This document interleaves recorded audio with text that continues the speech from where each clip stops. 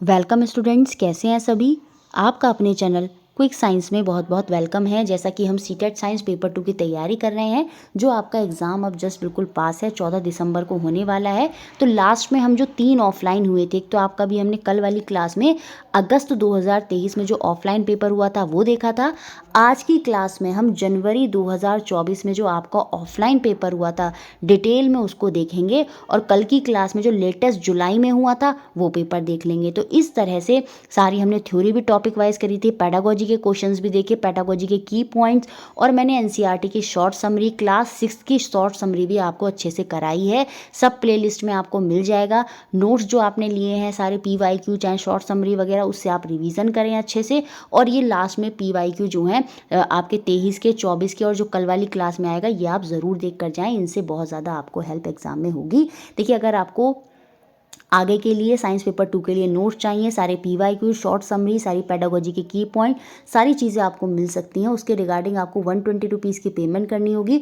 और मेरा WhatsApp number है 7906761759। इस पर आपको मैसेज करना होगा। जैसे ही आप मैसेज करेंगे, पेमेंट आप करेंगे, तो सारी PDF आपको, जितना भी एनसीईआरटी का सारा कंटेंट है, पीवाईक्यू है, शॉर्ट समरी है, क्लास 6 की शॉर्ट समरी है, जो पेडागोजी के की पॉइंट्स हैं, सब आपको मिल जाएंगे। तो चलिए, मुझे लगता है अब आपकी तैयारी काफ़ी अच्छी हो गई होगी। तो शुरू करते हैं आज की क्लास, और जिसमें हम देखेंगे जनवरी 2024 का पेपर सॉल्यूशन। तो देखते हैं पहला क्वेश्चन जो आपके एग्जाम में पूछा गया है। देखिए, ये साउंड वाले चैप्टर से जो है आपका क्वेश्चन यहाँ पर पूछा गया था, ध्वनि से पैराग्राफ की फॉर्म में, फिलअप की फॉर्म में ये क्वेश्चन पूछा गया। Sound is produced bye vibration. देखिए, जो ध्वनि होती है वो कंपन के माध्यम से उत्पन्न होती है, क्योंकि आपको पता होगा जो साउंड होती है उसको क्या चाहिए होता है, एक मीडियम चाहिए होता है, एक माध्यम चाहिए होता है।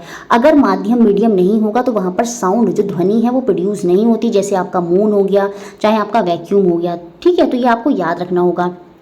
अगर कोई भी मीडियम है, कोई भी माध्यम है, तो उस मीडियम में क्या होते हैं, आपके पार्टिकल होते हैं। क्या होते हैं? कण होते हैं। और वो जो कण होते हैं, क्योंकि हमें पता होता है साउंड क्या है, साउंड एक वेव है, एक तरंग है। तो उस तरंग से जब वो पार्टिकल, जो वो पार्टिकल होते हैं, उनमें जब वो तरंग जाती है तो वो क्या करते हैं, वो वाइब्रेशन करते हैं, वो पार्टिकल कंपन करते हैं, और उसी से क्या होता है, जो साउंड है, जो ध्वनि है, वो उत्पन्न होती है। तो डिफरेंट म्यूजिकल इंस्ट्रूमेंट जो होते हैं उनके डिफरेंट वाइब्रेटिंग पार्ट होते हैं। हमें उनसे पहचानना है कौन से इंस्ट्रूमेंट की यहाँ पर, कौन से यंत्र की जो है वो यहाँ पर बात हो रही है।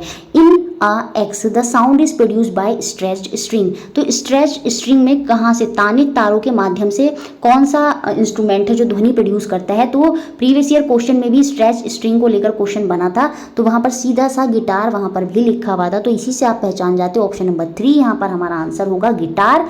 पहले ही ऑप्शन से पहचान जाएंगे। बाकी अब आपको याद रखना होगा, जब भी स्ट्रेच्ड स्ट्रिंग की बात हो तो जो साउंड प्रोड्यूस हो रही है वो इंस्ट्रूमेंट, वहाँ पर किसकी बात हो रही है, वहाँ पर गिटार की बात हो रही है। स्ट्रेच्ड मेम्ब्रेन, जहाँ पर हम क्या करते हैं, तानित झिल्ली के माध्यम से ध्वनि जो उत्पन्न होती है। देखो, आपने देखा होगा जो तबला होता है उसमें एक झिल्ली जो है वो बनी होती है, उसके माध्यम से ध्वनि उत्पन्न होती है। तो सेकंड में क्या हो जाएगा, आपका तबला हो जाएगा। और तीसरे में क्या है, एयर कॉलम, हवा वायु स्तंभ के माध्यम से जो ध्वनि है वो वहाँ पर उत्पन्न हो रही है। तो वो किस में होती है, वो आपकी शहनाई में होती है। तो ऑप्शन नंबर 3 जो है वो हमारा यहाँ पर आंसर हो गया। तो साउंड चैप्टर से ये क्वेश्चन बना। नेक्स्ट क्वेश्चन देखते हैं, सेकंड क्वेश्चन। जब मैंने आपको प्रैक्टिस सेशन कराए थे तो ये क्वेश्चन मैंने आपको कराया था, मैक्रोन्यूट्रेंट और माइक्रोन्यूट्रेंट जो है वो आपको बताए थे। Identify the set of micronutrient required by plant and animal in small quantities। निम्न में से पादप सूक्ष्म पोषकों के समुच्चय की यहाँ पर हमें पहचान करनी है। जो माइक्रोन्यूट्रेंट है, जो प्लांट और एनिमल को कम अमाउंट में चाहिए होती हैं, तो वो यहाँ पर हो जाएगा आपका जिंक, आयरन और मैग्नीज। अब यहाँ पर मैंने आपके लिए लिख भी दिए हैं। देखिए, जब ये क्लास कंप्लीट हो जाएगी, जिन बच्चों ने भी नोट्स लिए हैं उनकी इसकी PDF विद आंसर जो है वो आपको मिल जाएगी, जिसमें आपकी थोड़ा एक्सप्लेनेशन जो है वो भी आपको मिल जाएगा। तो देखिए, ये आपके क्या होते हैं, जो नीचे लिखे हैं ये सारे के सारे आपके माइक्रो न्यूट्रिएंट्स हैं। अब आप याद रखेंगे, जिंक हो गया, मैग्नीज हो गया, आयरन हो गया, बोरोन, कॉपर, क्लोरीन, ये आपसे पूछ सकता है सब। तो याद रखेंगे, ये नाम आप याद कर लीजिएगा। ये सारे के सारे माइक्रो न्यूट्रिएंट्स होते हैं, और ये इनकी जो डेफिशिएंसी है वो ग्रोथ पर कहीं ना कहीं इफेक्ट करती है। उसके अलावा दूसरे होते हैं आपके मैक्रो न्यूट्रिएंट जो ज़्यादा अमाउंट में चाहिए होते हैं। तो उसमें आ जाएगा आपका calcium, phosphorus, magnesium, potassium, sulphur, ये ज़्यादा अमाउंट में चाहिए होते हैं। तो ये मैक्रो होते हैं, और नीचे वाले जो दे रखे हैं वो माइक्रो न्यूट्रिएंट होते हैं। तो ऑप्शन नंबर 4 यहाँ पर हमारा आंसर हो गया। नेक्स्ट क्वेश्चन देखते हैं, third question. Read the following statement carefully and select the correct option. कथनों को ध्यानपूर्वक पढ़िए और सही विकल्प का यहाँ पर हमको चयन करना है। असर्शन, अभिकथन और कारण को लेकर क्वेश्चन आपके बनते हैं। The star in the night sky appear to move from east to west. इसके पीछे का रीजन ये है कि जब अर्थ है वो रोटेट करती है फ्रॉम वेस्ट टू ईस्ट। रात्रि आकाश में तारे पूर्व से पश्चिम की ओर गति करते प्रतीत होते हैं। पृथ्वी पश्चिम से पूर्व की ओर दिशा में घूर्णन करती है, इसी वजह से ऐसा होता है। तो हाँ, बिल्कुल ये बात सही है। जो हमारी अर्थ होती है, देखिए ये हमारी अर्थ है, ये क्या हो रही है, सपोज ईस्ट है और ये हमारा वेस्ट है और ये हमारा सन है। सन क्या है, सन भी तो एक स्टार ही है। तो जब हमारी अर्थ जो है यहाँ पर मूव कर रही है वेस्ट टू ईस्ट की तरफ, तो देखिए पहले तो ईस्ट था, तो फिर ईस्ट यहाँ से खिसक गया, अभी तो हमें सन ईस्ट में दिख रहा था, लेकिन फिर जैसे ही वेस्ट टू ईस्ट में आपकी अर्थ मूव करी तो वेस्ट इधर आ जाएगा, तो हमें सन जो है कहाँ से दिखता जाता, सन जो है वो हमें ईस्ट से वेस्ट में जाता हुआ दिखता है, जबकि जो अर्थ है वो हमारी कैसे घूम रही है, वेस्ट टू ईस्ट में घूम रही है। इसी वजह से क्या होता है, ईस्ट तो निकल जाता है फिर वेस्ट जाता है, तो इसलिए हमें सन जो है शुरू में ईस्ट में दिखता है, फिर वेस्ट साइड जाती है, इसलिए फिर वो ईस्ट टू वेस्ट में हमें जाते हुए जो है वहाँ पर दिखता है। ये रीजन यहाँ पर बिल्कुल सही हो जाएगा। तो ऑप्शन नंबर 1 जो है वो यहाँ पर सही होगा। दोनों ए और आर, असर्शन और रीजन जो है, अभिकथन और तर्क जो है, दोनों के दोनों सही हैं। और जो यहाँ पर ये रीजन है आर जो है वो उसकी सही व्याख्यान भी कर रहा है कि पृथ्वी जो है वेस्ट से इसकी तरफ घूर्णन करती है, उसी वजह से हमें जो स्टार है स्काई में वो मूव करते हुए दिखाई देते हैं ईस्ट टू वेस्ट, जैसे सन, उसके मैंने आपके एग्जाम्पल के तौर पर बता दिया। बाकी यहाँ पर लिखा भी है because of the rotation of earth. तो कभी कभी पूछ सकता है फिलअप की फॉर्म में किसकी वजह से जो हमें स्काई हैं वो दिखाई देते हैं east to west, because of the rotation of the earth की वजह से ऐसा होता है। तो ऑप्शन नंबर 1 यहाँ पर बिल्कुल सही हो जाएगा। नेक्स्ट क्वेश्चन देखते हैं, 4th question, rusting of iron से लेकर 2023 के आप प्रीवियस ईयर क्वेश्चन उठाएंगे, भर भर के क्वेश्चन पूछे गए थे, तो वहीं से उठा के आपसे क्वेश्चन पूछ लिया गया। इस बार कथन की फॉर्म में आपसे क्वेश्चन पूछ लिया, मतलब बताना है कौन सा यहाँ पर उससे स्टेटमेंट जो है वो ट्रू है। निम्न में से कौन से कथन लोहे में जंग लगने के संबंध में सही है? Which of the following statement regarding rusting of iron are true? देखिए रस्टिंग ऑफ आयरन होता क्या है, देखिए आयरन क्या है, एक मेटल है, एक धातु है। ये हम कहाँ पढ़ते हैं, मेटल और नॉन मेटल वाला जो चैप्टर है हम वहाँ पर पढ़ते हैं, वहाँ पर ये पूरी रिएक्शन आपको जब नोट्स में देखेंगे दिखेगी। आयरन क्या है, एक मेटल है। जब मेटल ऑक्सीजन के साथ, यहाँ पर जो मेटल है आयरन है, जब ये ऑक्सीजन और वाटर मतलब हवा में नमी होती है, आप देखेंगे लोहे को लंबे टाइम तक रख देते हैं तो नमी और ऑक्सीजन में क्या होता है, उसके ऊपर जंग लग जाती है। बेसिकली क्या हो जाता है, वहाँ पर वो आयरन का ऑक्साइड बना लेता है, Fe2O3, ठीक है। तो याद रखेंगे आयरन का ऑक्साइड बना लेता है, उसकी वजह से वहाँ पर क्या हो जाता है, आपका जंग जो है वो लग जाती है। तो यहाँ पर हमें बताना है कि कौन से स्टेटमेंट ट्रू है। It involve a chemical reaction between iron और ऑक्सीजन, बिल्कुल यह लोहे और ऑक्सीजन के बीच रासायनिक अभिक्रिया शामिल होती है, बिल्कुल आयरन और ऑक्सीजन और साथ में वाटर जो है, नमी जो है वो भी वहाँ पर होती है, उन्हीं की क्या होती है, ये केमिकल रिएक्शन होती है और उसी में क्या होता है, आपका रस्टिंग ऑफ आयरन होता है, लोहे पे जो जंग है वो आपका लगता है। ये क्या है, ये एक्सोथर्मिक रिएक्शन है, बिल्कुल ये है एक ऊष्माक्षेपी अभिक्रिया है जहां पर बहुत सारी एनर्जी और हीट जो है रिलीज होती है, वो आपकी एक्सोथर्मिक रिएक्शन होती है। अब देखिए आप सोचेंगे यहाँ पर तो हमें जो है हीट दिखती नहीं है, आयरन में रस्ट रखते हैं, एक्चुअली वो प्रोसेस इतना ग्रेजुअल होता है, ग्रेजुअल मतलब बहुत स्लो होता है, धीरे धीरे होता है, इसलिए हमें जो उसमें से रिलीज हीट वहाँ पर निकल रही है वो हम उसको नोटिस नहीं कर पाते। लेकिन वहाँ पर क्या होता है, रिलीज ऑफ एनर्जी होती है in the form of heat and light. जब भी एनर्जी रिलीज होगी किसकी फॉर्म में, हीट और लाइट की फॉर्म में, तो वहाँ पर रिएक्शन कैसी होती है, वो आपकी एक्सोथर्मिक, आपकी ऊष्माक्षेपी जो है वहाँ पर रिएक्शन होती है, क्योंकि वहाँ पर क्या प्रोड्यूस होती है, वहाँ पर हीट जो है और जो लाइट है, जो प्रकाश है वो उत्पन्न होता है। लेकिन ये जो हीट प्रोड्यूस होती है वो इतनी ग्रेजुअल होती है, इतनी धीरे धीरे होती है कि हमें जो रिलीज, जो हीट वहाँ पर, जो ऊष्मा वहाँ पर निकल रही है वो हम उसको इजीली नोटिस नहीं कर पाते। तो एक्सोथर्मिक रिएक्शन भी है ये, और ये केमिकल रिएक्शन थी आयरन और ऑक्सीजन की। It can take place at room temperature, बिल्कुल आप लोहे को रूम टेम्परेचर पर भी, छत पर as it is room temperature पर कहीं भी रख देंगे तो कुछ समय बाद, बहुत लंबे समय में आप देखेंगे लोहे पर जंग आपको लगती हुई दिखाई दी जाएगी। तो ये रूम टेम्परेचर पर भी टेक प्लेस कर सकता है, ये बात भी बिल्कुल सही है। क्या ये रिवर्सिबल रिएक्शन है, ये बात यहाँ पर पूरी तरह से गलत है। ये उत्क्रमणीय अभिक्रिया नहीं है, ऐसा नहीं है एक बार लोहे पे जंग लगे तो लोहा फिर से आप वापस पा लेंगे, क्या नहीं। तो ये आपकी रिवर्सिबल रिएक्शन नहीं है। तो यहाँ पर सही स्टेटमेंट पूछा था, तो A, B, C जो है वो मेरे यहाँ पर सही स्टेटमेंट है। इट मीन्स ऑप्शन नंबर 4 जो है वो मेरा यहाँ पर सही हो जाएगा। ये क्वेश्चन सीरीज आपके लिए इंपॉर्टेंट है क्योंकि यहाँ से क्वेश्चन 2-3 आपको देखने को मिल सकते हैं आने वाले एग्जाम में भी। ये क्वेश्चन तो आपका पूरा नोट से उठा लिया, पूरी रिएक्शन में मैंने आपको पूरा अच्छे से एक्सप्लेन कर रखे थे, बता रखे थे, इवन मैंने ऐड भी कर दिए हैं। यहाँ पर मैच करना है कॉलम ए को कॉलम बी से, ठीक है। इसको समझने से पहले आप ये देख लीजिए, जब आप देखिए नोट्स का मैंने सेक्शन उठा लिया, जो नोट्स आपको दिए हैं उसमें आप देखेंगे मेटल और नॉट मेटल वाले चैप्टर में हम देखते हैं मेटल की रिएक्शन जब हम ऑक्सीजन से कराते हैं। तो कैल्शियम क्या है, कैल्शियम जो है वो आपका क्या है, मेटल होता है। जब उसकी रिएक्शन ऑक्सीजन से होती है तो वो कैल्शियम का ऑक्साइड बनाता है।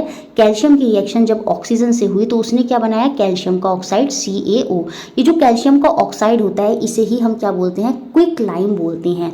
अब ये जो कैल्शियम का ऑक्साइड है, फर्दर इसकी रिएक्शन किससे कराते हैं, वाटर के साथ रिएक्शन कराते हैं और ये बनाता है क्या, कैल्शियम हाइड्रोक्साइड CaOH2, जिसे हम क्या बोलते हैं, स्लेक्ड लाइम बोलते हैं। अब देखिए यहाँ पर यही पूछा गया था कि स्लेक्ड लाइम आपका क्या होगा, तो यहाँ से आप पहचान जाएंगे जो कैल्शियम क्या है, कैल्शियम आपका हाइड्रोक्साइड है, वो यहाँ पर आपका क्या हो जाना है, स्लेक्ड लाइम हो जाना है, जो एकमात्र फर्स्ट और फोर्थ ऑप्शन में हमें देखने को मिलेगा।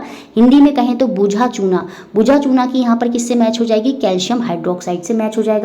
टेबल सॉल्ट तो आपका नॉर्मल वाला सॉल्ट होता है NaCl, मतलब सोडियम क्लोराइड। सोडियम क्लोराइड क्या हो गया आपका, कॉमन सॉल्ट यहाँ पर ये हो जाता है, मतलब बी का जो मैचिंग होगा वो 6 से होगा, जो कि फोर्थ ऑप्शन में नहीं दिखती। इट मीन्स पहला ऑप्शन ही हमारा आंसर हो जाएगा। देखिए सिर्फ 2 आपको पढ़ने पड़े और आप अपने आंसर पर पहुंच गए। इस तरह की अप्रोच आपको एग्जाम में रखनी होगी। अब यहाँ पर देखिए क्विक लाइम है, जो मैंने अभी आपको बताया था, कैल्शियम ऑक्साइड। जब कैल्शियम की रिएक्शन ऑक्सीजन से हुई तो वो कैल्शियम का ऑक्साइड बनाता है, तो ई की मैचिंग यहाँ पर आपकी फर्स्ट से हो जाएगी।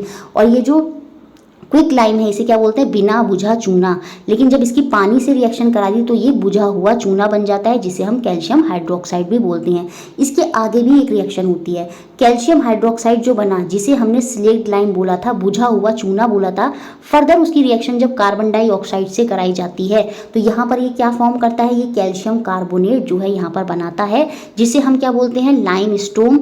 या एक बार क्वेश्चन बना था कि लाइम स्टोन जो होता है उसे हम और किस नाम से जानते हैं, मतलब कैल्शियम कार्बोनेट को और हम किस किस नाम से जानते हैं, तो लाइम स्टोन भी हम इसे कहते हैं, चूना भी कहते हैं, या फिर चौक जो है वो तीनों हम यहाँ पर कहते हैं। ये भी आप याद रखेंगे, क्या बोलते हैं आपका कैल्शियम कार्बोनेट को, लाइमस्टोन, चूना या चौक। तो याद रखेंगे जब कैल्शियम हाइड्रोक्साइड की रिएक्शन कार्बन डाइऑक्साइड से कराई तो वहां पर क्या बना, आपका लाइमस्टोन बना। तो यहाँ पर लाइमस्टोन जो है वो आपका सी ऑप्शन में दे रखा है, चूना पत्थर हम जिसको बोल रहे हैं। तो यहाँ पर इसकी मैचिंग किससे हो जाएगी, कैल्शियम कार्बोनेट से। सी की मैचिंग थर्ड से ही हो जाएगी। उसके अलावा आपको जो 2 चीज़ और है वो याद रखनी है, कास्टिक सोडा। देखिए जब प्रीवियस ईयर क्वेश्चन आप देखते हैं तो वहां पर हम कास्टिक सोडा का काफ़ी बार जो है वो जिक्र करते हैं। सोडियम हाइड्रोक्साइड NaOH बेस का काम करता है, ये आपको पता है। ये क्या है, ये बेस है, ये क्षार है। जब भी OH आ जाता है तो वो बेस होता है, क्षार होता है। एसिड और बेस वाले जो क्वेश्चंस हैं उसमें आप देखेंगे तो वहाँ पर बहुत बार जिक्र आया है किसका, कास्टिक सोडा का। तो ये जो होता है आपका सोडियम हाइड्रोक्साइड होता है। तो डी का मिलान किससे हो जाएगा, 5th से हो जाएगा। उसके बाद लास्ट में जो बेकिंग सोडा है ये आपको याद रखना, सोडियम बाइकार्बोनेट। ये जो सोडियम बाइकार्बोनेट है यही आपका क्या होता है, बेकिंग सोडा होता है। ये इंपॉर्टेंट है, आपको याद रखने होंगे। तो ऑप्शन नंबर 1 यहाँ पर हमारा आंसर था। ये पूरा मैंने आपको समझा दिया, नोट्स में आपको ये मिल भी जाएगा। देखिए नोट्स आपको चाहिए, बाइलिंगुअल 6, 7, 8 के नोट्स हैं, बिल्कुल अच्छे नोट्स हैं, जहाँ से डेफिनेटली 20 में से आपको 14 से 15 क्वेश्चन आपको, अगर आपने नोट्स अच्छे से पढ़े हैं, देखने को मिलेंगे। सारे प्रीवियस ईयर 21, 22, 23 की जितनी भी शिफ्टों में हुए हैं, 2023 में तो एक शिफ्ट में हुआ, 24 में एक शिफ्ट में हुआ, वो सारे क्वेश्चन, साथ में जो 20 टॉपिक सीरीज आप प्लेलिस्ट में देखेंगे, सारे टॉपिक वाइज जो सीरीज करा के, फूड के सारे क्वेश्चन एक साथ, मेटल और नॉन मेटल के क्वेश्चन एक साथ, वो सारी की PDF भी आपको मिल जाएगी। साथ में शॉर्ट समरी, सब चीज़ें मिल जाएंगी। आपको 120 रुपीज़ की पेमेंट करनी होगी। ये मेरी UPI ID है, नहीं तो आप सीधा क्या कर सकते हैं, मेरे को व्हाट्सएप कर सकते हैं इस नंबर पर 9411662115। आपको सारे नोट्स और ये सारी चीज़ें जो है वो आपको मिल जाएंगी, जिससे आप क्या होगा, साइंस में एक बहुत अच्छा स्कोर जो है आप कर लेंगे।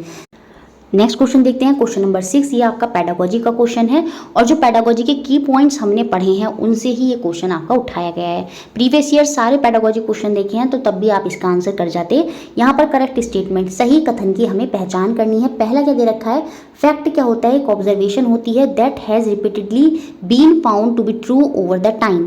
तथ्य एक अवलोकन है जिसे समयोपरि बारंबार सही पाया जाता है। जैसे बिल्कुल सही बात, जैसे मैं आपसे ये कहूँ, एक इंसान है झूठ बोलता है, वो डेली झूठ बोलता है, तो हमें हमें क्या बोल देंगे कि वो इंसान क्या है, वो झूठा है। तो वो उन्हें एक फैक्ट बोल दिया एक चीज़ को लेके, वो एक ऑब्जर्वेशन है, जिसे हम अवलोकन है, जिसे हम देख रहे हैं, वो रिपीटेडली हो रहा है बार बार, और बार बार सच हो रहा है over the period of time. कोई चीज़ बार बार रिपीट हो रही है और बार बार वही चीज़ होती जा रही है, होती जा रही है, तो वो आपका क्या हो जाता है, वो आपको हम वहाँ पर फैक्ट बोल देते हैं, वो एक तथ्य हो जाएगा। तो ये बात यहाँ पर बिल्कुल क्या है, आपकी सही है, तो ए तो सही हो गया।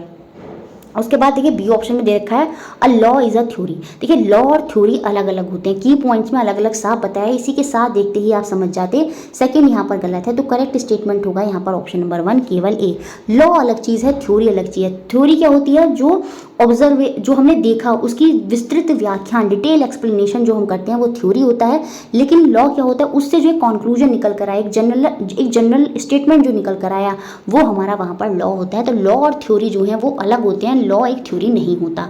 तो बी यहाँ पर गलत हो गया, ए केवल यहाँ पर सही है, तो ऑप्शन नंबर 1 मेरा यहाँ पर आंसर हो गया। देखिए नेक्स्ट क्वेश्चन है, देखिए थोड़ा सा हाई लेवल क्वेश्चन यहाँ पर इन्होंने फॉर्म में बना लिया, लेकिन आप अपना दिमाग लगाकर यहाँ पर बिल्कुल, क्योंकि क्वेश्चन इसने पेडागोजी की फॉर्म में पूछा है, ना कि आपका थ्योरी की फॉर्म में पूछा है। यहाँ पर हमें जो टेक्स्ट है उसको पढ़ना है।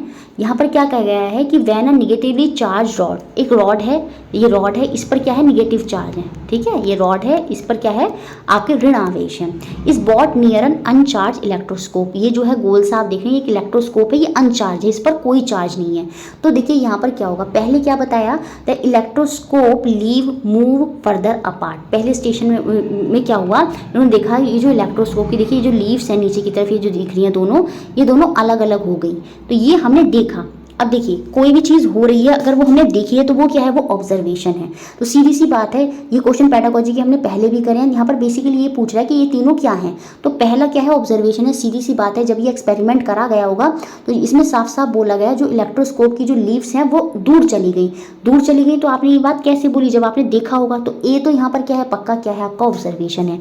अब जब ये ऑब्जर्वेशन है, उससे फिर आपने कुछ रिजल्ट निकालना होगा, वो क्या हो जाएंगे, वो आपके इन्फ्रेंस हो जाएंगे, वो आपके निष्कर्ष हो जाएंगे। Both the electroscope leave acquire similar charge. देखिए जो इलेक्ट्रोस्कोप की लीव है, जो नीचे बनी हुई है, दोनों पर सेम चार्ज रहा होगा, तभी तो दोनों एक दूसरे से दूर हो गई। बिल्कुल सही बात है। तो यहाँ से एक निष्कर्ष निकल कर आया होगा कि जो लीव है वो दोनों दूर तो चली गई। क्यों चली गई, वो इसलिए चली गई, उसके पीछे एक निष्कर्ष ये निकल कर आया कि जो इलेक्ट्रोस्कोप की जो लीव्स थी उन पर सिमिलर चार्ज रहा होगा, इसी वजह से क्या होगा, वो दोनों वहां पर क्या हो गई, दूर हो गई।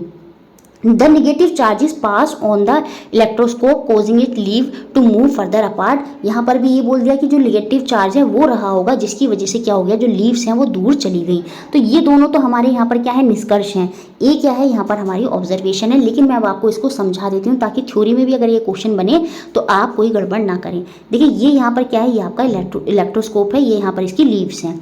अब ये यहाँ पर छोटी सी यहाँ पर आपको दिखा रखी है, ये है आपकी निगेटिव रॉड। देखिए ये निगेटिव रॉड है, जब ये इस इलेक्ट्रोस्कोप के पास लाई गई, जिस पर जो क्या है, अभी अनचार्ज है, क्या है, अनचार्ज है।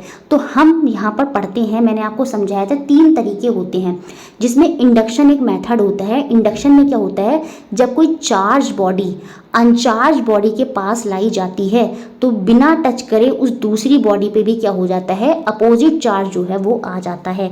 तो यहाँ पर इलेक्ट्रोस्कोप में ऊपर की तरफ क्या आ जाएगा, सब पॉजिटिव चार्ज आ जाएगा, और जब ऊपर की तरफ पॉजिटिव चार्ज आ जाएगा तो नीचे जो लीव्स है उसमें क्या रह जाएगा, दोनों तरफ निगेटिव चार्ज रह जाएगा, जिसकी वजह से ये पत्तियाँ दो हैं दोनों अलग हो जाएंगी।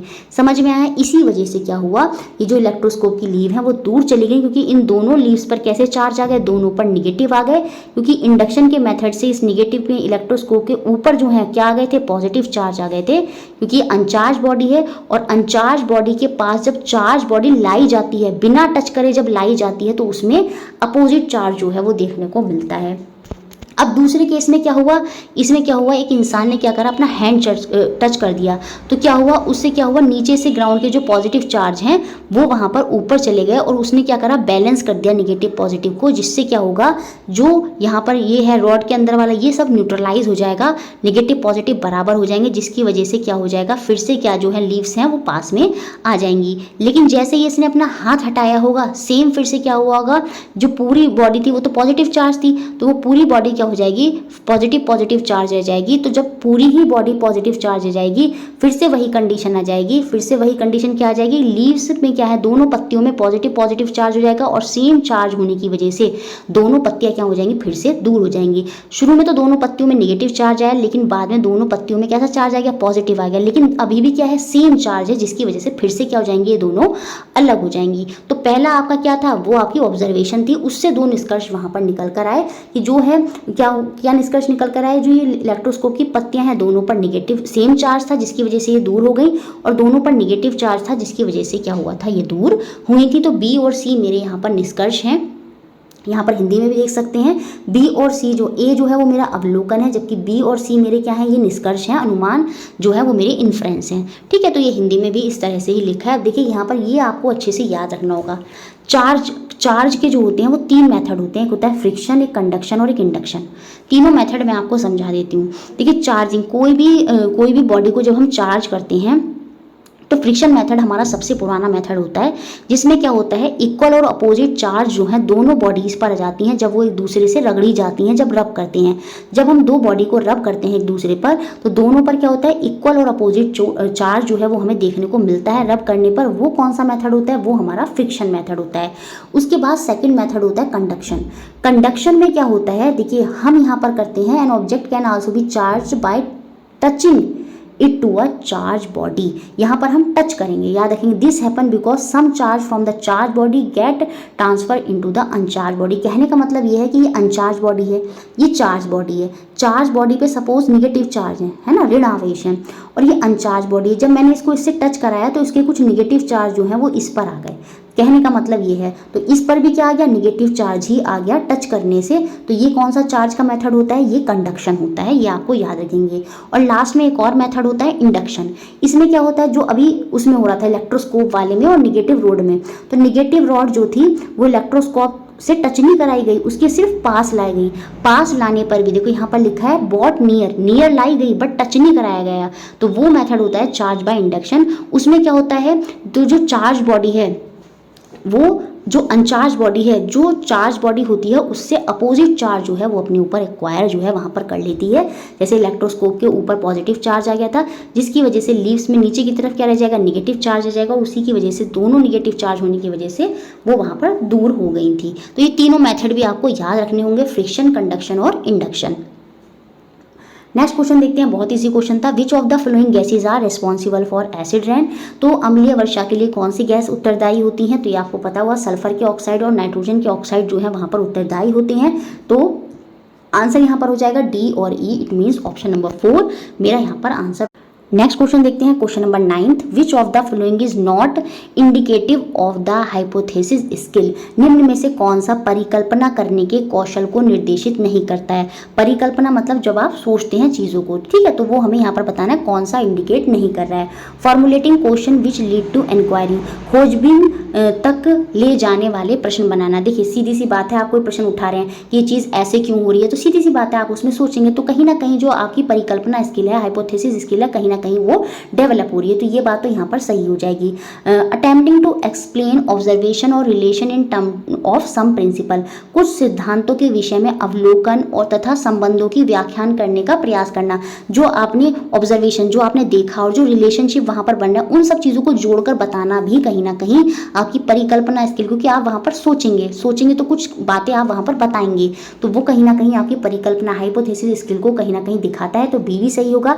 Use the sense organ to gather information. देखिए ये ऑब्जर्वेशन में हम करते हैं, ना कि परिकल्पना में। पर परिकल्पना में बेसिकली आप सोच रहे हैं, ऑब्जर्वेशन में आप अपने सेंस ऑर्गन मतलब आप आंखों कानों का ध्यान से आप चीज़ों को देखते हैं।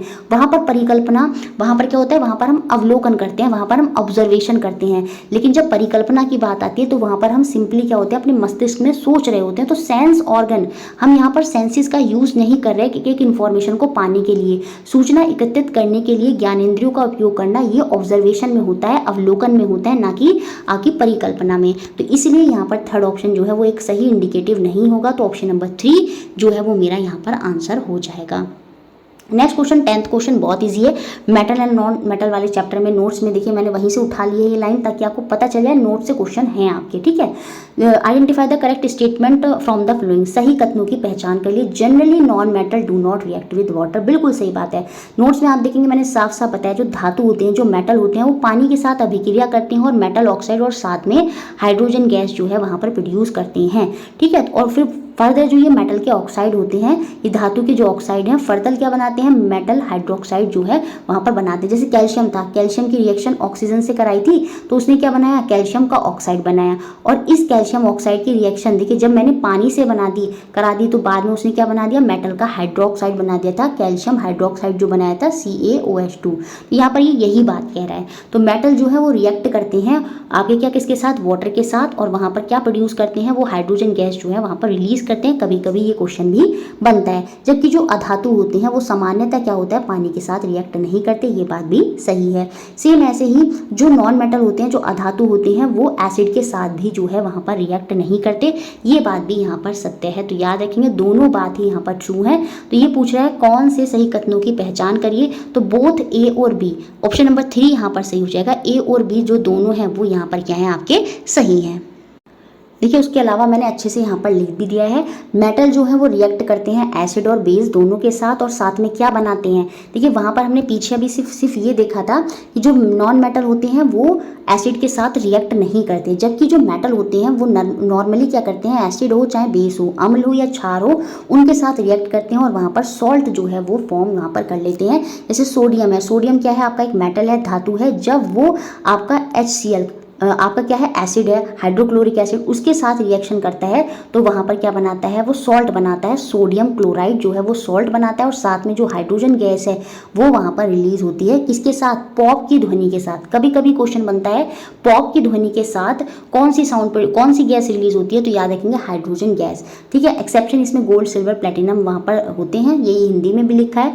अब देखिए सेम नॉन मेटल के लेके यहाँ पर लिखा था कि जो नॉन मेटल होते हैं वो क्या होता है, एसिड और बेस के साथ वहाँ पर क्या होते हैं, आपके रिएक्ट नहीं करते। सेम ऐसे ही वाटर के साथ भी वो रिएक्ट नहीं करते। नेक्स्ट क्वेश्चन देखते हैं, क्वेश्चन नंबर 11, बहुत इजी क्वेश्चन था, आपको सिंपल अपना एक लॉजिक लगाना था, और ये इस तरह का क्वेश्चन पहले भी बना है 2023 में। A ball is thrown up in the air, ठीक है, it reaches a maximum height then return to the thrower, which of the following quantities have the same values during the upward and downward motion of the ball.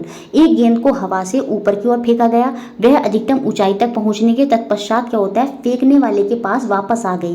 गेंद की ऊपरी मुखी और अधोमुखी गति चाल के समय निम्न में से कौन सी राशियां यहाँ पर समान रहेंगी। सीधी सी बात है, एक्सीलरेशन ड्यू टू ग्रेविटी, जिसे हम जी से रिप्रेजेंट करते हैं, force is equal to mg वहाँ पर जो हो जाता है, जी जिसे हम करते हैं जिसकी वैल्यू कांस्टेंट होती है 9.81 मीटर पर सेकेंड स्क्वायर। तो ये यहाँ पर जो एक्सीलरेशन है, जो त्वरण है, ठीक है, एक्सीलरेशन ड्यू टू ग्रेविटी है, ये यहाँ पर कांस्टेंट रहता है, चाहे आपकी बॉल ऊपर गई फिर चाहे ऊपर से नीचे आई। तो ऑप्शन नंबर 1 जो है वो हमारा यहाँ पर सही होगा। बाकी देखिए डिस्प्लेसमेंट, देखिए क्योंकि कुछ ना कुछ दूरी बॉल यहाँ से गई ऊपर गई, तो यहाँ पर कुछ ना कुछ उसने दूरी कवर की, तो डिस्प्लेसमेंट में चेंज यहाँ पर आया, ठीक है, डिस्प्लेसमेंट में चेंज आएगा। तो आप याद रखेंगे वेलोसिटी, जो वेलोसिटी है वो भी यहाँ पर बदलती है, गेंद ऊपर जा रही है, वेलोसिटी घटती जा रही है, फिर ऊपर से नीचे आ रही है, वेलोसिटी बढ़ रही है, तो ये घट बढ़ रहे हैं, सेम तो है ना, तो ये घट बढ़ रहे हैं। लेकिन जो एक्सीलरेशन है, जो त्वरण है, सेम ऐसी काइनेटिक एनर्जी और पोटेंशियल एनर्जी वो भी घटेंगी बढ़ेंगी। एक्सीलरेशन के अलावा कभी कभी आपसे पूछ लेगा और कौन सी चीज़ कॉन्स्टेंट रहती है, तो वो एनर्जी, जो टोटल एनर्जी है, याद रखेंगे जो टोटल ऊष्मा है, जो टोटल एनर्जी है वो कॉन्स्टेंट रहती है। लेकिन जो काइनेटिक एनर्जी, जो गतिज ऊर्जा होती है, जो स्थिर ऊर्जा होती है, एनर्जी होती है, वो वहाँ पर चेंज होती है। काइनेटिक एनर्जी और पोटेंशियल एनर्जी चेंज होंगी, लेकिन जो टोटल एनर्जी है और जो एक्सीलरेशन है वो वहाँ पर याद रखेंगे आप कांस्टेंट रहता है, एक समान रहता है। तो ऑप्शन नंबर 1 यहाँ पर सही हो जाए। नेक्स्ट क्वेश्चन देखते हैं, क्वेश्चन नंबर 12। इसको देखने से पहले हम समझेंगे कि काइनेटिक एनर्जी क्या होती है, गतिज ऊर्जा क्या होती है। देखिए जो 20 क्वेश्चन आएंगे उसमें से पक्का 3 या 4 क्वेश्चन आपको ऐसे मिलेंगे जो हायर लेवल होंगे, बाकी सारे क्वेश्चन आपको आपके लेवल के मिल जाएंगे, ठीक है। तो देखिए गतिज ऊर्जा, ये बहुत टफ क्वेश्चन नहीं था, जिन्होंने ये रिलेशन पढ़ा होगा मोमेंटम वाला और काइनेटिक एनर्जी का थोड़ा भी कॉन्सेप्ट पता होगा तो वो इस क्वेश्चन को कर गए होंगे, क्योंकि दोनों फॉर्मूले बच्चों को याद होते हैं। काइनेटिक एनर्जी, गतिज ऊर्जा होती क्या है, the capacity of an object to do work due to its motion. एक वस्तु की, ठीक है, गति के कारण उसमें जो ऊर्जा होती है, उसकी जो कैपेसिटी होती है किसी कार्य को करने की, मोशन की वजह से, गति की वजह से, तो वही क्या कहलाती है आपकी गतिज ऊर्जा कहलाती है। जैसे सपोज एक आदमी था, साइकिल था, वो धीरे धीरे उसको चलाता जा रहा है, उसकी स्पीड जो है बढ़ती जा रही है, ठीक है, तो वहाँ पर वो उसकी जो काइनेटिक एनर्जी है वो भी वहाँ पर बढ़ती जाएगी, क्योंकि उसमें पार्टिकल है, वो कंपन, पार्टिकल का कंपन जैसे जैसे बढ़ता है वैसे ही क्या होता है, गतिज ऊर्जा भी जो है वहाँ पर बढ़ जाती है। तो कितनी कैपेसिटी वो कार्य को कर रहा है मोशन की वजह से, तो वो क्या है आपकी गतिज ऊर्जा है। तो और वो गतिज ऊर्जा का वहाँ से एक रिलेशन निकल कर आता है, kinetic energy is equal to half mv²। m क्या होता है यहाँ पर, द्रव्यमान होता है, जो साइकिल है सपोज उसका कुछ मास होगा और कुछ वेलोसिटी से वो जा रही है, मोशन कर रही है, तो इस यहाँ से काइनेटिक एनर्जी का फॉर्मूला होता है हाफ mv²। लेकिन मोमेंटम के केस में इसका एक फॉर्मूला होता है kinetic energy is equal to p²/2m। तो यहाँ पर मोमेंटम की फॉर्म में ये फॉर्मूला पूछ रहा था काइनेटिक एनर्जी का, तो ऑप्शन नंबर 3 जो है वो मेरा यहाँ पर आंसर होगा। देखिए काइनेटिक एनर्जी गतिज ऊर्जा बेसिकली हो क्या गई, हाफ mv²। तो इस केस में क्या करा, ऊपर नीचे इसमें हम क्या करते हैं, m से इसको ऊपर और नीचे क्या कर दिया, मल्टीप्लाई कर दिया। उसके बाद क्या हो जाएगा, ये m का स्क्वायर हो जाएगा और v का स्क्वायर हो जाएगा, नीचे तो आपका m रहेगा और यहाँ पर आपका हाफ तो रहेगा ही, ठीक है। फिर उसके बाद हमने क्या करा, इसको mv को क्या करा, ऊपर पूरा होल स्क्वायर लगा दिया और नीचे हमने क्या रहने दिया, हमारा जो m था वो हमने यहाँ पर रहने दिया, 2m हो जाएगा क्योंकि ये हाफ है, ठीक है। अब ये mv जो है आपको क्योंकि पता है मोमेंटम का फॉर्मूला क्या होता है, p = mv, तो इस mv की जगह हम क्या लिख देंगे, p लिख देंगे, मोमेंटम लिख देंगे, तो ये फॉर्मूला बन जाएगा p²/2m। तो इस तरह से काइनेटिक एनर्जी और मोमेंटम की रिलेशन भी निकल कर आ जाती है और वही यहाँ पर पूछी गई थी, तो ऑप्शन नंबर 3 यहाँ पर सही होगा। काइनेटिक एनर्जी को देखिए अभी बॉल से भी समझ लेते हैं। जैसे एक इंसान ने बॉल को फेंका ऊपर, तो बॉल देखिए ऊपर मास है बॉल में और उसकी वेलोसिटी की वजह से बॉल ऊपर जा रही है, तो उसमें काइनेटिक एनर्जी बढ़ती जा रही है, लेकिन एक पॉइंट पर आकर क्या हो जाएगा, वेलोसिटी 0 हो जाएगी ऊपर जाकर, तभी तो बॉल नीचे वापस आएगी। तो वहाँ पर काइनेटिक एनर्जी खत्म होकर वो काइनेटिक एनर्जी किसमें बदल गई, पोटेंशियल एनर्जी में। स्थिर ऊर्जा क्या होती है, पोटेंशियल एनर्जी क्या होती है, जैसे आप कोई तीर को, जो कोई आपका धनुष होता है उसमें जब तीर हम लगाते हैं उसको पीछे तक हम पहले क्या करते हैं, खींचते हैं, तो जब हम पीछे तक मैक्सिमम जितना खींचते हैं फिर वो एक साथ छोड़ जाता है, तो वो एक साथ जो इकट्ठी एनर्जी होती है वो आपकी पोटेंशियल एनर्जी होती है। तो इस केस में जब बॉल ऊपर गई तो वहाँ पर काइनेटिक एनर्जी पोटेंशियल में बदल गई, फिर वो पोटेंशियल जो है वहाँ पर कम हो गई। तो देखिए काइनेटिक और पोटेंशियल में चेंज आ गया, लेकिन टोटल एनर्जी जो है वो कंजर्व रही। तभी मैंने आपको कहा था कि जो त्वरण है, एक्सीलरेशन है और जो एनर्जी है वो वहाँ पर कांस्टेंट रहते हैं। तो समझ में आया काइनेटिक एनर्जी का कॉन्सेप्ट ये वाला। तो ऑप्शन नंबर 3 जो है वो मेरा यहाँ पर आंसर होगा। नेक्स्ट क्वेश्चन 13 क्वेश्चन देखते हैं। Which of the following is the most suitable strategy for introducing the student to the concept of chemical reaction at upper primary level. उच्च प्राथमिक स्तर पर रासायनिक अभिक्रिया की अवधारणा से विद्यार्थी को परिचित कराने के लिए कौन सी अति उपयुक्त रणनीति होगी, ये हमें बताना है। देखिए एक्सप्लेन करना, सीधे राइट कराना, सीधे डिफाइन कराना, ये अच्छी टेक्निक नहीं होती हैं, ये आपको पता ही है। हम क्या करेंगे, hold a discussion on chemical reaction which student are likely to have observe in their lives. जो लाइफ में उन्होंने चीज़ें देखी, जैसे हम आयरन वाला एग्जांपल से उनको समझा सकते हैं। देखिए लोहे में जंग लग जाती है, तो हमने पहले जो उन्होंने चीज़ें देखी हैं उनसे रिलेट करते हुए हम उन पर डिस्कशन कराते हुए बच्चे को टॉपिक तक लेकर जाएंगे, यही सबसे अच्छा मेथड माना जाता है। तो यहाँ पर कोई भी टॉपिक इंट्रोड्यूस कराने से पहले, परिचित कराने से पहले हम क्या करेंगे, उसकी रियल लाइफ में जो उसने उस तरह के उदाहरण देखे हैं, चीज़ें देखी हैं, उनसे कनेक्ट करते हुए, उनके साथ डिस्कशन करते हुए चीज़ों को हम समझाएंगे। तो ऑप्शन नंबर 4 जो है वो मेरा यहाँ पर सही हो जाएगा। नेक्स्ट क्वेश्चन देखते हैं। देखिए क्वेश्चन नंबर 14, नोट्स में साफ साफ जब आप देखेंगे एक्सटर्नल और इंटरनल फर्टिलाइजेशन, वहाँ पे सीधे सीधे एग्जाम्पल के फॉर्म में तीनों ही एग्जाम्पल लिखे थे और वहीं से क्वेश्चन आपका बना, which of the following is the set of animal which all shows external fertilization. उन जंतुओं के समूचे को पहचानना है जिनमें क्या होता है, बाह्य निषेचन होता है, एक्सटर्नल फर्टिलाइजेशन होता है। जैसे जो फीमेल होती हैं वो क्या करती हैं, वो इंटरनल फर्टिलाइजेशन करती हैं, बॉडी के अंदर क्या होता है, उनका बच्चा जो है, बेबी जो है, यंग वन जो है वो डेवलप होता है, तो वो इंटरनल फर्टिलाइजेशन होता है। जैसे डॉग में भी होता है, आपका जो हैन होती है, मुर्गी होती है, उसमें भी पेट के अंदर होता है, जो आपका गाय वगैरह हो गई, डॉग हो गई, ये सब क्या है, ये सब इंटरनल फर्टिलाइजेशन करते हैं। लेकिन जो फ्रॉग है, फिश है, स्टार फिश है, ये क्या करते हैं, एक्सटर्नल फर्टिलाइजेशन करते हैं, बाह्य निषेचन करते हैं। जो यंग वन है वो इनके बाहर डेवलप जो है वहाँ पर होते हैं। तो ऑप्शन नंबर 4 जो है वो यहाँ पर हमारा सही हो जाएगा। सेम बिल्कुल एनसीईआरटी से उठा के ये क्वेश्चन बना है। नेक्स्ट क्वेश्चन देखिए 15, थोड़ा घुमाकर क्वेश्चन यहाँ पर पूछा गया बड़ा अलग तरीके से, लेकिन पेडागोजी के फॉर्म में ये आपका क्वेश्चन है। तो पहली बात तो आपको ये याद रखना है, कॉलम ए और कॉलम बी में क्या करेंगे, कुछ मिलान दे रखे हैं। जैसे यूनिट ऑफ फोर्स, आपको पता है, बल की इकाई क्या होती है, वो आपकी न्यूटन होती है। सिंबल ऑफ आयरन यहाँ पर क्या होता है, Fe होता है। फॉर्मूला ऑफ हाइड्रोक्लोरिक एसिड क्या होता है, HCl होता है। सिंबल ऑफ सिल्वर क्या हो जाएगा, वो आपका Ag हो जाएगा। बैटरी का चिन्ह क्या होता है, वो आपका ये होता है। यूनिट ऑफ वर्क क्या होता है, वो आपका जूल हो जाएगा। तो इस तरह से यहाँ पर ये कॉलम है, अलग अलग जगह इनके मिलान दे रखे हैं। अब यहाँ पर क्या बोल रहा है, which of the following is not a reason that can be given to justify that the item is poorly constructed. ये जो आइटम है ये पुअरली कंस्ट्रक्ट हुए हैं, बिल्कुल मैच द फॉलोइंग में क्या होता है, ये अलग अलग ही कंस्ट्रक्ट होते हैं। तो कौन सा मेथड यहाँ पर एक रीजन नहीं होगा जिससे हम ये कह सकें ये जो आइटम लगे हैं ये पुअरली कंस्ट्रक्टेड हैं। तो हमें वो बताना कौन सा सही रीजन यहाँ पर नहीं होगा। For an entity in a column A there are the most two plausible entities in column A. बिल्कुल, क्योंकि कॉलम कोई एक एंटिटी ऐसी है जिसके दो जो है आंसर हैं, जैसे यूनिट ऑफ वर्क का एक जूल भी हो जाएगा, एक कैलोरी भी हो जाएगा। तो ये बात कह रहा है, एक कोई ऐसी एंटिटी है कॉलम ए में जिसकी क्या है, दो प्लॉजिबल एंटिटीज़ हैं, कहाँ पर, कॉलम बी में। तो बिल्कुल ये बात तो यहाँ पर क्या है, ये सही रीज़न दिखाता है कि ये पुअरली कंस्ट्रक्टेड है। बेसिकली होना क्या चाहिए था, एक ही चिन्ह होना चाहिए था। तो ठीक है, ये बात तो यहाँ पर सही है, हमें जो रीज़न नहीं होगा वो बताना है। ठीक है, तब matching pair can easily gas. देखिए मैचिंग पेयर जो है वो इजीली गैस हो सकते हैं, जैसे मैंने अभी गैस कर लिए। देखिए यूनिट ऑफ फोर्स हो जाएगा, जैसे मैंने न्यूटन बता दिया, तो ये इजीली गैस हो सकते हैं। तो ये भी एक रीज़न है कि ये प्योरली कंस्ट्रक्टेड है। There is inconsistency among entities. यहाँ पर जो ये एंटिटीज़ दी हैं उनमें क्या है, जो प्रविष्टियाँ यहाँ पर दी हैं उनके बीच में क्या है, विसंगति है। साफ साफ हमें दिख रही है, उनके बीच में क्या है, विसंगति है। तो ये सब हम एक रीज़न दे सकते हैं कि ये क्या है, ये सारे के सारे पुअरली कंस्ट्रक्टेड हैं। लेकिन ये there are unequal entities in column A and B, ये एक रीज़न नहीं होगा कि ये पुअरली कंस्ट्रक्टेड है, क्योंकि जो मैच द फॉलोइंग होता है उनमें क्या होता है, इसी तरह से दिया जाता है। ऐसा थोड़ी उसकी लाइन में उसका आंसर दे देंगे। तो हम ये नहीं कह सकते there are unequal entities in column A and B, column A और बी में असमान प्रविष्टियां हैं।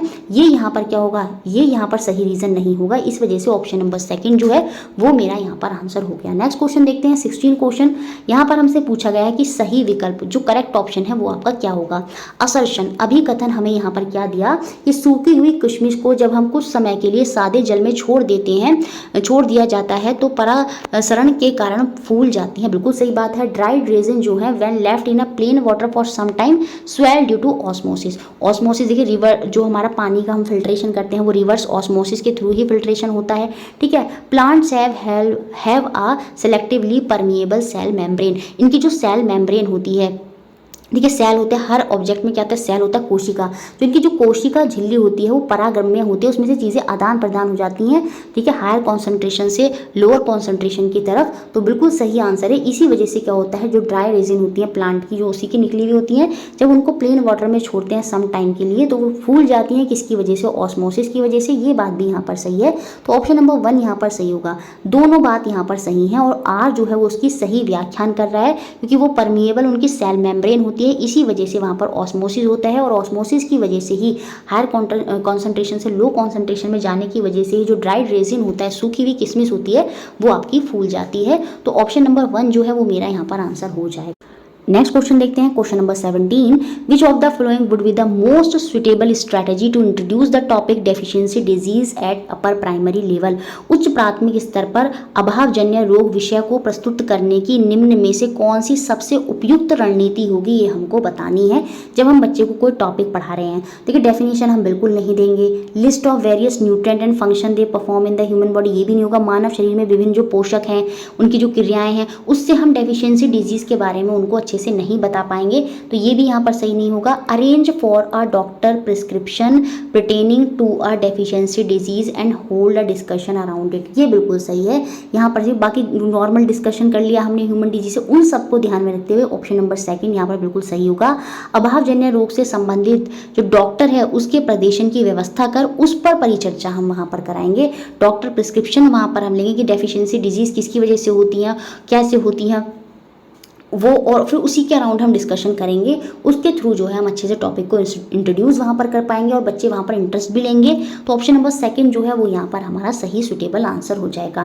नेक्स्ट क्वेश्चन देखते हैं, question number 18, which of the following best explain the statement science promotes scepticism. विज्ञान संदेहवाद को बढ़ावा देता है। ये बिल्कुल साइंस में एक पॉजिटिव पॉइंट है। जैसे हम बचपन में पढ़ते थे कि हमारे 9 प्लैनेट हैं और फिर बाद में हम पढ़ने लगे कि हमारे 8 प्लैनेट है, प्लूटो को प्लैनेट की कैटेगरी से हटा देगा। तो साइंस जो है वो हमेशा संदेहवाद को बढ़ावा देता है। इसमें संदेह जो है चीज़ों को लेकर बना रहता है। कोई चीज़ हो गई वो क्यों हुई, उनको समझने में बहुत ज़्यादा डाउट रहते हैं, क्योंकि नए साइंटिस्ट आते हैं, वो नए अपने ऑब्जर्वेशन करते हैं, नए अपने एक्सपेरिमेंटेशन करते हैं, तो वो संदेहवाद जो है साइंस में बना रहता है। साइंटिस्ट जज the validity of a claim based on observation empirical evidence. देखिए जो एम्पेरिकल एविडेंस होते हैं वो क्या होते हैं, information acquired by the observation और एक्सपेरिमेंटेशन। तो वो क्या करते हैं वहाँ पर, यही तो करते हैं, एक्सपेरिमेंटेशन करते हैं और ऑब्जर्वेशन करते हैं और उसी के बेसिस में क्या कर देते हैं, अपना कोई निर्णय वहाँ पर निकाल कर देते हैं। लेकिन कोई और दूसरा साइंटिस्ट आता है, बहुत ज़्यादा और ऑब्जर्वेशन करता है, बहुत चीज़ें करता है, फिर वो कुछ अपना नया बताता है। तो वो साइंस क्या होता है, उसको प्रमोट करता है, किसको, संदेहवाद को, क्योंकि विषयनिष्ठ अनुभाविक साक्ष्यों के आधार पर ही वैज्ञानिक जो है दावों की वैधता को क्या करते हैं, वहां पर आंकते हैं। जो वैधता है किसी भी दावे की, जो वैलिडिटी है, वो किसके बेसिस पर क्लेम करते हैं, जो एम्पेरिकल एविडेंस होते हैं, जो ऑब्जर्वेशन और एक्सपेरिमेंटेशन से चीजें निकल कर आती हैं, उनके बेसिस पर ही वो चीजों को बताते हैं साइंटिस्ट, उनके बेसिस पर ही उनकी वैलिडिटी को जज करते हैं। इसी वजह से जो विज्ञान है वो संदेहवाद को बढ़ावा देता है, क्योंकि देखने चीजें बदलती रहती हैं, उसके बाद क्या होता है, मॉडिफिकेशन होते रहते हैं, इसलिए संदेह बना रहता है। क्योंकि जो हमें दिखता है और जो हम एक्सपेरिमेंटेशन करते हैं उसके बेसिस पर ही हम उसको वेरीफाई कर देते हैं, उसको जज कर देते हैं जो साइंटिस्ट होते हैं। इसी वजह से संदेहवाद जो है वो विज्ञान में बना रहता है। तो ऑप्शन नंबर 1 जो है वो हमारा यहाँ पर सही हो जाएगा। यही यहाँ पर बेस्ट एक्सप्लेनेशन जो है, स्टेटमेंट जो है वो यहाँ पर हो जाएगी ऑप्शन नंबर 1 की। नेक्स्ट क्वेश्चन 19 बिल्कुल प्रीवियस ईयर से एज इट इज उठाकर दिया हुआ क्वेश्चन है। अ box of mass 500 gram is lying on an horizontal table. क्षैतिज मेज पर एक टेबल है, ये देखिए हॉरिजॉन्टल टेबल है, इस पर क्या है, एक बॉक्स जो है 500 ग्राम का जो बॉक्स है उस पर वो पड़ा है। तो कौन सा स्टेटमेंट यहाँ पर ट्रू है। देखिए हम पढ़ते हैं बार बार, a pair of balance force acting on it. तो उस पर क्या होता है, संतुलित बलों का जो युग्म है वो उस पर कार्य कर रहा होता है। ऊपर की तरफ भी नॉर्मल फोर्स होती है, नीचे की तरफ एक फोर्स है जो टेबल जो है ऊपर की तरफ बॉक्स पे लगा रही है, और एक बॉक्स है जो नीचे टेबल की तरफ लगा रहा है, नॉर्मल फोर्स जिसे हम कहते हैं। तो वो क्या है, पेयर ऑफ बैलेंस फोर्स जो है वहां पर एक्ट कर रही है। तो ऑप्शन नंबर 3 जो है वो मेरा यहाँ पर आंसर हो जाएगा। नेक्स्ट क्वेश्चन 20 क्वेश्चन, ये भी देखिए प्रीवियस ईयर से लिया हुआ ही क्वेश्चन है। प्रीवियस ईयर में कुछ इस तरह का क्वेश्चन बना था 2023 में, मैंने क्वेश्चन भी डाला। देखिए प्रीवियस ईयर क्वेश्चन बहुत इंपॉर्टेंट है, कहीं ना कहीं क्वेश्चन उनसे रिलेट करके उन्हीं को घुमा के पूछ लेते हैं। Which of the following scientific concept can be illustrated through a periscope. Periscope को हम बताना है किसके द्वारा किया जा सकता है। तो देखिए मल्टीपल रिफ्लेक्शन ऑफ लाइट, प्रकाश का बहुप्रवर्तन जो है उस पर जो है वो आपका पेरिस्कोप काम करता है। अब देखिए पेरिस्कोप क्या होता है, जो पनडुब्बी में होता है, जो पनडुब्बियाँ होती हैं पानी के अंदर, उनमें पानी के ऊपर का देखने के लिए पेरिस्कोप लगाए जाते हैं बेसिकली। और ये पेरिस्कोप किस पर वर्क करते हैं, ये आपके रिफ्लेक्शन, मल्टीपल रिफ्लेक्शन जो भी पीछे क्वेश्चन था उस पर ये वर्क करते हैं। देखिए होता क्या, सेम ऐसे ही होता है। देखिए सपोज आदमी पनडुब्बी के नीचे है, तो यहाँ से लाइट से जो है आँख से यहाँ टकराई, अब यहाँ पर क्या लगता है, रिफ्लेक्शन का नियम लगता है। रिफ्लेक्शन का नियम क्या होता है, जिस एंगल से लाइट इंसिडेंट कराती है उसी एंगल से वो चली जाती है, ठीक है। तो वो ऐसे चली गई, ये आई इस तरह से, ये ऐसे चली गई। फिर यहाँ पे भी क्या हुआ, एक मिरर लगा हुआ है, यहाँ पर भी एक मिरर है, तो उसमें भी क्या हुआ, लाइट यहाँ से टकराई, सेम ऐसी यहाँ से निकल गई। जब ये टकराई तो सेम ऐसी यहाँ से निकल गई, तो सेम ऐसी यहाँ से हमें बाहर का ऑब्जेक्ट क्या वो हमें दिख गया। तो मल्टीपल रिफ्लेक्शन जो है उस पर ये वर्क करता है पेरिस्कोप। तो यही पूछा था, X is a device which is used to see around corner and based on the principle of Y. तो हमें बताना है जो है अराउंड कॉर्नर हमें देखने के लिए। देखिए तो उसमें क्या होता है, हम किसका यूज़ करते हैं, हम पेरिस्कोप का यूज़ करते हैं। और ये पेरिस्कोप किस पर वर्क करता है, परावर्तन, जो रिफ्लेक्शन है, मल्टीपल रिफ्लेक्शन ऑफ लाइट है उस पर ये वर्क करता है। तो ऑप्शन नंबर 3 जो है वो मेरा यहाँ पर आंसर हो जाएगा। नेक्स्ट क्वेश्चन देखते हैं, क्वेश्चन नंबर 21। ये भी आपका नोट से सिंपल एज इट इज आसान सा क्वेश्चन बना। X and Y are thick black liquid which can be use for metalling the road. देखिए मेटलिंग ऑफ रोड में हम पढ़ते हैं पेट्रोलियम का बाय प्रोडक्ट होता है, उसका नाम क्या होता है, बिटुमेन होता है। बहुत बार पिछली बार भी चिक कर आपको बताया था, तो यहाँ पर तो बिटुमेन हो जाएगा। X is drive from the petroleum. तो देखिए पेट्रोलियम का बाय प्रोडक्ट है आपका, जो रोड में मेटलिंग के लिए यूज करा जाता है, और ठीक है ब्लैक लिक्विड होता है, तो वो क्या होता है, पेट्रोलियम का ही बाय प्रोडक्ट होता है जिसे हम बिटुमेन बोलते हैं।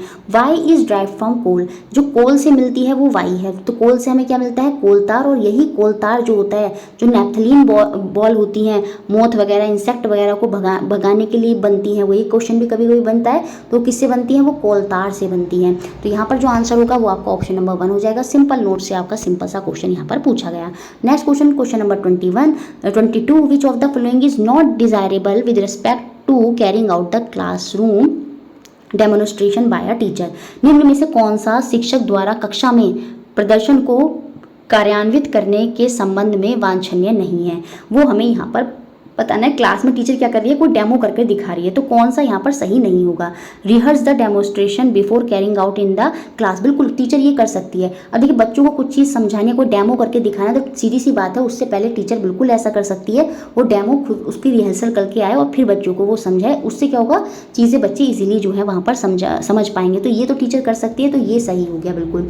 Emphasise before had the linkage that student are required to make, समय पूर्व ही उन अनुबंधों पर बल देना जिनका निर्णय करना विद्यार्थियों के लिए आवश्यक है। देखिए समय से पहले नहीं, पहले डेमो हुआ, फिर बच्चे सोचेंगे, फिर चीज़ों पर वो होगा। ऐसा नहीं कि समय से पहले ही उन चीज़ों पर बल दे दिया कि जिससे बच्चों को क्या करना है, जिस पे बच्चों को निर्णय लेना आवश्यक है, उससे क्या हो जाएगा, बच्चे डर जाएंगे, पैनिक कर जाएंगे, या हो सकता है वो इंटरेस्ट ना लें। तो ऐसा नहीं करना है, हमें पहले डेमो दिखाना है, पूरा अच्छे से बच्चों का इंटरेस्ट जगाना है, फिर हम उनको उन चीज़ों पर लेकर जाएंगे। ऐसा नहीं कि पहले से ही पहले हमने जो तथ्य हैं उनमें उन पर बल देना शुरू कर दिया कि बच्चों को ये चीज़ें निकाल कर लानी है, तो बच्चे वहाँ पर फिर जो है इंटरेस्ट नहीं लेंगे। तो यही यहाँ पर एक डिजायरेबल नहीं होगा, तो ऑप्शन नंबर 2 ही जो है वो मेरा आंसर होगा। बाकी supplement the demonstration with explanation, बिल्कुल प्रदर्शन को व्याख्याओं के तरह बताना, पूरा जो डेमो करके दिखा रही है उसकी पूरी एक चीज़ का एक्सप्लेन करना, ये बात भी सही है।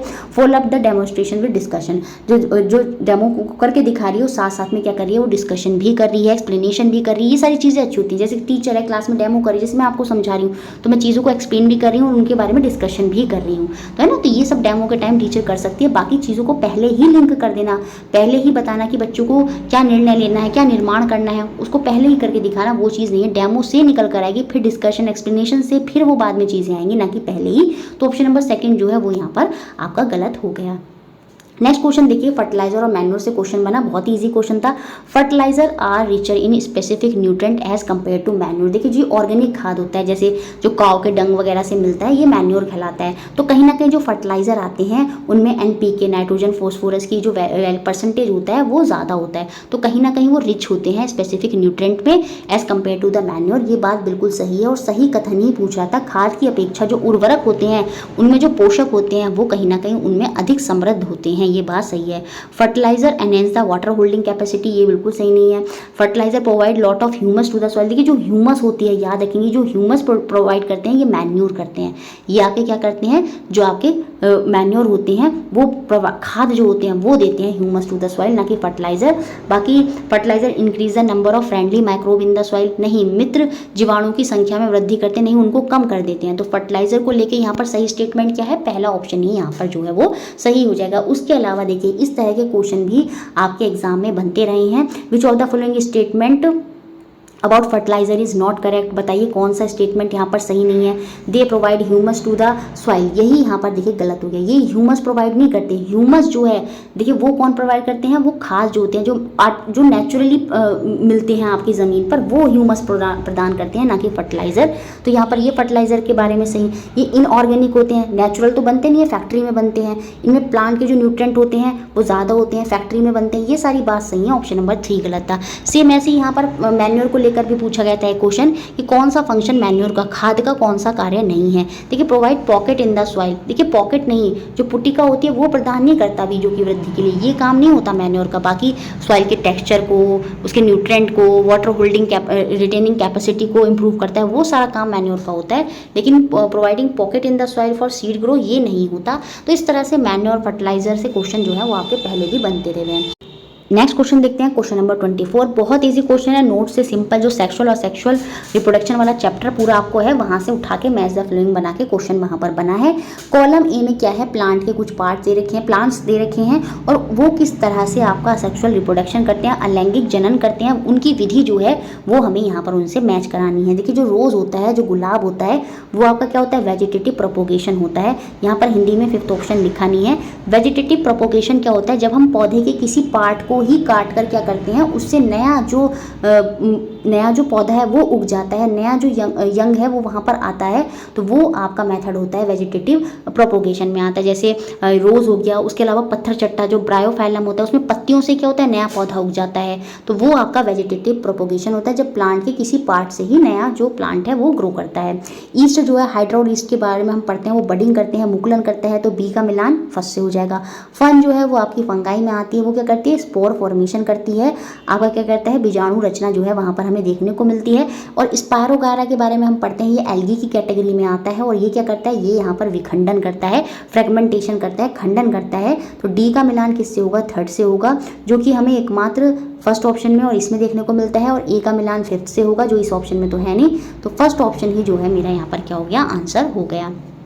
Next question 25th question, which of the following plant disease are caused by bacteria, निम्न में से कौन से पादप रोग जीवाणु से होते हैं, ये हमको बताना है। तो यहाँ पर जो सिट्रस टैंकर होता है ये किससे होता है, ये आपका बैक्टीरिया से ही होने वाला जो है वहाँ पर रोग होता है। तो option number B, only B यहाँ पर जो है वो सही हो जाएगा। उसके अलावा फ्यूचर के लिए आप याद रखेंगे रस्ट ऑफ वीट, ये किससे होता है, ये आप याद रखेंगे ये फंगाई से होता है। बाकी जो ब्लाइट ऑफ पोटैटो जो होता है वो भी आप याद रखेंगे, वो किससे होती है, वो फंगाई से होती है। Red rot of sugar cane, आपने जो गन्ना होगा उस पर देखा होगा रेड हो जाता है, रेड रॉट ऑफ जो शुगर केन होता है, ब्लाइट ऑफ पोटैटो होता है, ये सब किससे होते हैं, सब फंगाई से होते हैं।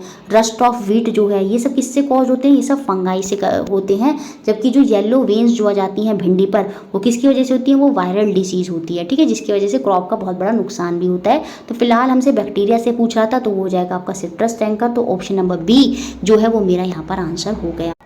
नेक्स्ट क्वेश्चन देखते हैं, question number 26, the difference between maximum and minimum resistance that can be obtain by connecting 3 resistance of 1/3 ohm each is, अधिकतम और न्यूनतम प्रतिरोध के बीच का अंतर जो कि प्रत्येक 1/3 प्रतिरोध को जोड़ने से प्राप्त की जा सकती है, वह क्या होगी, ये हमको बताना है। देखिए जब आप नोट्स देखेंगे या आपने पढ़ा होगा, जब हम इलेक्ट्रिसिटी वाले चैप्टर में पढ़ते हैं, देखिए मैक्सिमम रेजिस्टेंस कब आ सकता है, वो आपको पता होगा, वो हमारे सीरीज़ कॉम्बिनेशन में आता है, क्योंकि उसमें डायरेक्ट जो रेजिस्टेंस होते हैं वो सारे के सारे क्या हो जाते हैं, जुड़ जाते हैं। तो सीरीज़ कॉम्बिनेशन में आपका मैक्सिमम रेजिस्टेंस देखने को मिलता है। और क्योंकि जब हम पैरेलल कॉम्बिनेशन में देखते हैं तो वहाँ पर क्या होता है 1/r, तो ऑटोमेटिक वो 1 की फॉर्म में चला गया। तो सीधी सी बात है, जो मिनिमम रेजिस्टेंस है वो हमें पैरेलल कॉम्बिनेशन में देखने को मिलता है। तो पहली बात तो आप ये याद रखेंगे, एग्जाम में बन सकता है, पूछा जाए कि मैक्सिमम रेजिस्टेंस कब होता है, तो वो सीरीज कॉम्बिनेशन में होता है, और मिनिमम रेजिस्टेंस कब होता है, वो पैरेलल कॉम्बिनेशन में होता है। यहाँ पर हमसे दोनों का अंतर पूछ रहा है, डिफरेंस पूछ रहा है, तो वो क्या होगा। अब देखिए यहाँ पर हमको रेजिस्टेंस दे दिया है, 3 रेजिस्टेंस हैं, 3 प्रतिरोधक हैं, कितने के, 1/3 ओम के। तो याद रखिएगा मैक्सिमम रेजिस्टेंस के केस में वो सीरीज में होगा, तो समांतर में होगा। तो वहाँ पर हम सिंपल क्या करेंगे, सीरीज़ के केस में मैक्सिमम होगा, तो 3 रेजिस्टेंस हैं, तो तीनों को डायरेक्ट क्या कर देते हैं, वहाँ पर हम जोड़ देंगे। आपको पता है सीरीज़ में रेजिस्टेंस क्या होते हैं, R1 + R2 + R3। जब आप इनको जोड़ेंगे तो नीचे तो 3 रहेगा, ऊपर भी क्या आ जाएगा, 3 आ जाएगा। तो कुल मिलाकर मैक्सिमम रेजिस्टेंस जो है वो आपका यहाँ से निकल कर आ गया, कितना, 1 जो है वो मेरा निकल कर आ गया। अगर अब मैं मिनिमम रेजिस्टेंस की बात करूँ तो वो कितना होता है, 1/r होता है, मतलब 1/1/3 इज इक्वल टू वो +1/3 + 1/1/3। और यहाँ पर हम 3 को ऊपर लेकर जाएंगे तो ये कितना हो जाएगा, 3 + 3 + 3, दैट इज़ 1/r की वैल्यू यहाँ पर मेरी कितनी निकल कर आ गई, 9 निकल कर आ गई। ये 1/r की वैल्यू है, इसको हम उल्टा करेंगे तो यहाँ पर हमें r की वैल्यू पता चलेगी, और वो कितनी हो जाएगी फिर 1/9, क्योंकि 1/r की वैल्यू थी, हमें रेजिस्टेंस की वैल्यू बतानी है, तो वो कितनी हो जाएगी, तो ये r ऊपर चला जाएगा और 9 जो है नीचे आ जाएगा। तो रेजिस्टेंस की वैल्यू वहाँ पर कितनी हो जाएगी, मिनिमम, न्यूनतम प्रतिरोध की वैल्यू होगी 1/9। और यहाँ पर हमसे इन दोनों का डिफरेंस पूछा है, और जब हमसे अंतर पूछ रहा है तो मैक्सिमम माइनस हम मिनिमम करेंगे, वो कितना था 1/9। और जब हम इन दोनों को माइनस करेंगे तो हमारा आंसर कितना आ जाएगा, 9 नीचे रहेगा, और 9 - 1 करेंगे तो 8 ओम। तो कुल मिला के जो हमारा आंसर होने वाला है वो ऑप्शन नंबर सेकंड जो है वो यहाँ पर सही हो जाएगा। नेक्स्ट क्वेश्चन देखते हैं 27। A teacher while teaching the chapter body movement. यहाँ पर जो टीचर है वो विद्यार्थियों को शरीर की गति जो है पाठ पर जो है वहाँ पर पढ़ा रही है, और वो किस तरह से पढ़ा रही है यहाँ पर देखिए। पहले उसने एग्जाम्पल दिया, जल यात्रा करती नाव, तैरती मछली, उड़ता हुआ हवाई जहाज, flying aeroplane. She then asked the student to reflect on the shape. फिर उसने क्या कहा, विद्यार्थियों को प्रतिबिंब की आकृति और उनकी गति जो किस तरह का वो मूवमेंट कर रहे हैं वो करने को कहती है। तो यहाँ पर क्या which of the following are likely to be employed by student in answering. उत्तर देने के लिए विद्यार्थियों द्वारा निम्न में से किन संभावित रूप को नियोजित किया जाएगा। तो देखिए जब इस तरह की चीज़ें टीचर जो है वो बच्चों को बता रही है तो देखिए कहीं ना कहीं वो क्लासीफाइंग नहीं कर रही। क्लासीफाई मतलब अलग अलग चीज़ों को नहीं बांट रही, क्योंकि वो एक सिंपल टॉपिक बॉडी मूवमेंट वहाँ पर समझा रही है। ऑब्जर्विंग, क्योंकि वहाँ पर बच्चों को वो क्या करने कह रही है, अवलोकन, ऑब्जर्व करने को कह रही है। देखिए एक सेलिंग बोट है, एक स्विमिंग फिश है, तो कहीं ना कहीं वहाँ पर क्या करेंगे बच्चे, ऑब्जर्वेशन करेंगे, अवलोकन करेंगे कि इन क्या कहते हैं, वो कह रही है कि एक सेलिंग बोट है, एक स्विमिंग फिश है और एक फ्लाइंग एरोप्लेन है। उसके बाद पहले या तो उसने इस चीज़ों को दिखाया चाहे इमेज के माध्यम से, तो कहीं ना कहीं बच्चों ने क्या करा, वहाँ पर ऑब्जर्वेशन किया होगा, अवलोकन किया होगा। और जब हम एग्जाम्पल से कोई कॉन्सेप्ट को समझाते हैं तो वो हमारा इंडक्टिव रीजनिंग के लिए होता है, अग्नात्मक जो है तर्कशीलता की तरफ दर्शाता है। मेजरिंग यहाँ पर हम कुछ नहीं कर रहे हैं। तो कुल मिलाकर यहाँ पर क्या एम्प्लॉय हो रहा है, यहाँ पर बी और सी, ऑप्शन नंबर सेकंड यहाँ पर से हो जाएगा, अवलोकन और आपका इंडक्टिव रीजनिंग यहाँ पर हमें देखने को मिल रही है। क्योंकि बच्चे अवलोकन तो कर रहे हैं, ऑब्जर्वेशन जो है वो वहाँ पर कर रहे हैं, क्योंकि वो देख रहे हैं एक सेलिंग बोट है, एक स्विमिंग फिश है, और उसके बेसिस पर बताना है आपको कि किस तरह की शेप है और उनका क्या मूवमेंट है। तो ऑब्जर्वेशन किया तभी तो आप बता पाएंगे। तो ऑब्जर्वेशन और इंडक्टिव रीजनिंग यहाँ पर हो जाएगा। बहुत ईजी क्वेश्चन था। नेक्स्ट क्वेश्चन 28 देखिए, seed dispersal may be set to help the plant in which of the following except. कहा जाता है निम्नलिखित में से सभी में बीज प्रकरण ने पादपों को लाभ पहुंचाया सिवाय। देखिए सीड डिस्पर्जल क्या होता है, जो बीज होते हैं वो जब एक जगह से दूसरी जगह जाते हैं, जैसे कुछ बीज क्या होता है जानवरों पे चिपक जाते हैं तो जानवर उन्हें एक जगह से दूसरी जगह ले जाते हैं, कुछ हवा के माध्यम से उड़कर जो है चले जाते हैं, कुछ बर्ड्स क्या या कुछ जो कीड़े मकोड़े होते हैं तो वो पौधों पे बैठते हैं और वहाँ से वो सीड उनसे चिपक जाते हैं और वो कहीं और फ्लावर या किसी और पेड़ पर जाकर गिर जाते हैं। तो वो सीड डिस्पर्जल के अलग अलग मेथड होते हैं, बाय विंड हो सकता है ये सब। तो वो क्या करता है, सीड डिस्पर्जल किस चीज़ में मदद करता है सिवाय किसके, ये हमको बताना है। देखिए avoid competition for sunlight water and mineral. बिल्कुल देखिए बहुत सारी सीड्स अगर एक ही जगह होंगी तो बहुत सारे पेड़ एक जगह उठ जाएंगे, तो वो सभी पेड़ क्या होंगे जब पास पास होंगे तो वो सभी कंपटीशन होगा उनमें सनलाइट वाटर के लिए। तो सीड डिस्पर्सल से क्या होगा, पेड़ दूर दूर लगेंगे तो कहीं ना कहीं वो अवॉइड करेंगे कंपटीशन को, ये बात सही है। इन्वेड न्यू हैबिटल, नए आवासों में अपनी पकड़ बनाने में, जैसे मैंने ये बीज है वो जानवर से चिपक के कहीं और चला गया तो कहीं नई जगह पर भी क्या होगा, वो पौधा वहाँ पर उग जाएगा। तो नए आवासों में अपनी पकड़ बनाने में, नई किस्में उत्पन्न करने में, प्रोड्यूस न्यू वेराइटीज़ जो है, इन सब में सीड डिस्पर्सल जो है वो मदद करता है। बाकी ओवर क्राउडिंग, अति संकुलता, इस चीज़ से उसका कोई संबंध नहीं है। तो सिवाय किसके यहाँ पर पूछ रहा था, तो ऑप्शन नंबर 1 जो है वो मेरा यहाँ पर आंसर हो जाएगा कि सीड डिस्पर्सल प्लांटों में हेल्प करता है इन सारी चीज़ों में सिवाय किसके, ओवर क्राउडिंग के। Next question 29, which of the following is most suitable reason behind Newton theory of gravitation being regarding as the excellent theory. Newton की जो गुरुत्वाकर्षण के सिद्धांत को एक उत्कर्ष सिद्धांत मानने के पीछे कौन सा सर्वाधिक उपयुक्त कारण है, ये हमको यहाँ पर बताना है। देखिए सर्वाधिक उपयुक्त कारण है तो पहले हम वो ऑप्शन देखेंगे जो यहाँ पर खराब है। It has been developed over a long period of time, क्योंकि लंबे समय में विकसित हुई इसलिए बेस्ट थ्योरी नहीं। मैथमेटिक्स से यहाँ पर कोई संबंध नहीं है कि it has been formulated using the precise language of mathematics, यह परिशुद्ध गणित भाषा का प्रयोग करके सूत्रबद्ध जो है इसको किया गया है, ये भी यहाँ पर गलत है। It has been arrived after through experiment, यह पर पूर्ण प्रयोग के पश्चात ही पहुंचा गया है, या ये होगा, या यह कम धारणाएं बनाकर बड़ी संख्या में परीक्षणों की व्याख्यान करता है। बिल्कुल सही बात है। It explain larger number of observation, ये लार्जर नंबर ऑफ ऑब्जर्वेशन अवलोकनों की लार्जर व्याख्याएं जो है वहाँ पर ये करता है। एग्जप्शन जो है वो कम है, ठीक है, धारणाएं कम होंगी और उसके बाद जो ज़्यादा ऑब्जर्वेशन है उनको एक्सप्लेन करने में मदद करता है, ज़्यादा से ज़्यादा चीज़ों को ऑब्जर्व करने में मदद कराता है। बाकी एग्जप्शन जो है वो उसमें कम होता है, इसलिए इस वजह से जो है ये न्यूटन की ग्रेविटेशनल थ्योरी जो है वो सबसे बेस्ट है। तो ऑप्शन नंबर 1 के साथ हम यहाँ पर चले जाएंगे। नेक्स्ट और लास्ट क्वेश्चन जो आपका 2021 जनवरी सॉरी 2000 जो अभी आपका 23 में हुआ था जनवरी में पेपर, उसमें जो लास्ट क्वेश्चन आपका जो है वो बना वो था आपका फाइबर वाले चैप्टर से। Read the following statement carefully and select the correct option. निम्नलिखित कथनों को ध्यानपूर्वक पढ़िए और सही विकल्प का चयन करिए। Rayon is a synthetic fibre. Rayon जो है एक संश्लेषित तंतु है, बिल्कुल सही बात है। ये एक सिंथेटिक फाइबर या सेमी सिंथेटिक फाइबर हम इसे कहते हैं। तो S1 तो मेरा यहाँ पर ट्रू है। Rayon is made without using any natural raw material. ये बात यहाँ पर गलत है कि रेयॉन को बिना किसी प्राकृतिक कच्चे माल के प्रयोग से बनाया जाता है। इसमें जो पेड़ होता है, पौधा जो होता है, उसकी कास्ट की लुगदी, जो रॉ पल्प है, वुड का जो पल्प होता है, उसका प्रयोग करके यहाँ पर इसको बनाया जाता है। तो कहीं ना कहीं नेचुरल रॉ मटेरियल का वहाँ पर प्रयोग किया जाता है, इसीलिए हम इसे सेमी सिंथेटिक भी बोलते हैं। तो यहाँ पर सेकंड S2 जो है वो फॉल्स होगा मेरा, S1 मेरा यहाँ पर ट्रू होगा। तो ऑप्शन नंबर सेकंड के साथ हम यहाँ पर चले जाएंगे। रेयॉन को याद रखेंगे हम आर्टिफिशियल सिल्क भी बोलते हैं। इंपॉर्टेंट है, याद रखना। क्या बोलते हैं इसको? आर्टिफिशियल सिल्क भी बोलते हैं। ये किससे प्राप्त होता है? कास्ट की लुगदी, वुड के पल्प से प्राप्त होता है। सेमी सिंथेटिक या सिंथेटिक फाइबर भी हम इसको बोलते हैं।